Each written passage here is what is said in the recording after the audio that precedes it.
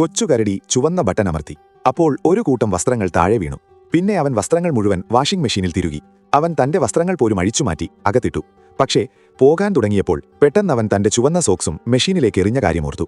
കരടി മെഷീൻ തുറക്കാൻ ഓടി. പക്ഷേ അതിന്റെ ഹാൻഡിൽ തകർന്നിരുന്നു.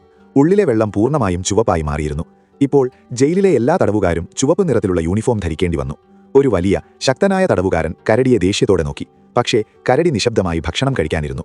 ഭക്ഷണം നല്ലതാണെന്ന് ആരെങ്കിലും പറഞ്ഞാൽ അത് പൂർണ്ണമായും നുണയായിരിക്കും. ഒരു തവണ കഴിച്ചപ്പോഴേ അവൻ അത് മുകളിലേക്ക് എറിയാൻ തോന്നി. കരടി ഭക്ഷണത്തെക്കുറിച്ച് പരാതിപ്പെടാൻ തുടങ്ങി. ഒരു തടവുകാരൻ പാചകക്കാരനെ കുഴപ്പത്തിലാക്കരുത് എന്ന് മന്ത്രിച്ചു. എന്നാൽ ചില മിടുക്കന്മാരായ തടവുകാർ പറഞ്ഞു, നിങ്ങൾക്ക് ഭക്ഷണം മാറ്റാൻ കഴിയുമെങ്കിൽ ആരും നിങ്ങളെ ശല്യപ്പെടുത്തില്ല. എല്ലാവരെയും സന്തോഷിപ്പിക്കാൻ കരടി സമ്മതിച്ചു. അവൻ നേരെ അടുക്കളയിൽ പോയി പാചകക്കാരനോട് പറഞ്ഞു, ബ്രോ, ഈ ഭക്ഷണം മോശമാണ്. ആരാണ് ഉണങ്ങിയ ബ്രെഡ് കഴിക്കുന്നത്? പാചകക്കാരൻ ഇതിനകം മോശം മാനസികാവസ്ഥയിലായിരുന്നു. ഇപ്പോൾ അയാൾക്ക് കൂടുതൽ ദേഷ്യം വന്നു. മറ്റു തടവുകാരും ഭയന്നു. കരടിയുടെ കഥ കഴിഞ്ഞെന്നവർ കരുതി. അപ്പോൾ കരടി അബദ്ധവശാൽ കെച്ചപ്പിന്റെ ഒരു കുപ്പി മുഴുവൻ പാചകക്കാരന്റെ മേലൊഴിച്ചു. അവനത് വേഗത്തിൽ വൃത്തിയാക്കാൻ ശ്രമിച്ചു. പക്ഷേ വസ്ത്രങ്ങൾ കൂടുതൽ വൃത്തികേടായി. അവൻ തിരിഞ്ഞുനോക്കി എല്ലാവരോടും സഹായം ചോദിച്ചു. പക്ഷേ എല്ലാവരും മേശകൾക്കടിയിൽ ഒഴിച്ചു. കോപാകുലനായ പാചകക്കാരൻ കരടിയെ പിടിച്ചു. ഇന്ന് രാത്രിയിലെ ഭക്ഷണം കരടിയുടെ മാംസമായിരിക്കും എന്ന് വിളിച്ചു പറഞ്ഞു. കൊച്ചുകരടി ഭയന്ന് വിറയ്ക്കാൻ തുടങ്ങി.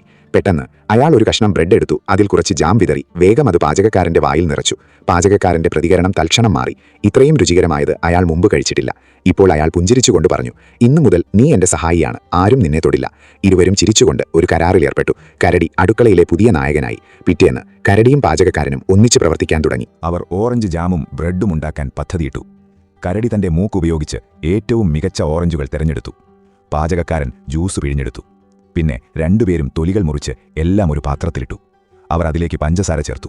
കുറച്ചു സമയത്തിനു ശേഷം പെർഫെക്റ്റ് ഓറഞ്ച് ജാം തയ്യാറായി. ഭക്ഷണ സമയത്ത് എല്ലാവർക്കും ഓറഞ്ച് രുചിയുള്ള സാൻഡ്വിച്ചുകൾ ലഭിച്ചു. എല്ലാവരും സന്തോഷത്തോടെ ഭക്ഷണം കഴിച്ചു. രണ്ടു പാചകക്കാർക്കായി കൈയടിച്ചു. താമസിയാതെ കരടി എല്ലാ ദിവസവും പുതിയ മധുരപലഹാരങ്ങൾ ഉണ്ടാക്കാൻ തുടങ്ങി. മുഴുവൻ ജയിലും ഒരു രസകരമായ സ്ഥലമായി മാറി. എന്നാൽ താമസിയാതെ കരടിക്ക് കുടുംബത്തെ മിസ് ചെയ്യാൻ തുടങ്ങി. അങ്ങനെ അവനൊരു വലിയ എസ്കേപ്പ് പ്ലാൻ തയ്യാറാക്കി. അവന്റെ ബാക്കിയുള്ള സുഹൃത്തുക്കളെയും ഉൾപ്പെടുത്തി. രാത്രിയിൽ അവരെല്ലാം ഒരു തുരങ്കത്തിലേക്ക് ചാടി. അലക്കുമുറിയിലെത്തുന്നതുവരെ പൈപ്പുകളിലൂടെ ഇഴഞ്ഞു നീങ്ങി. അവർ ഒരു വലിയ വണ്ടി മുന്നോട്ട് തള്ളി. ക്ലോക്ക് ടവറിൽ കയറി വലിയ പെൻഡുലത്തിൽ പിടിച്ച് മുകളിലേക്ക് ആടാൻ തുടങ്ങി. പിന്നെ അവൻ പതുക്കെ ഗിയറുകൾക്കിടയിലൂടെ കയറി മേൽക്കൂരയിലെത്തി. അവൻ അവിടെ നിന്ന് താക്കോലെടുത്തു.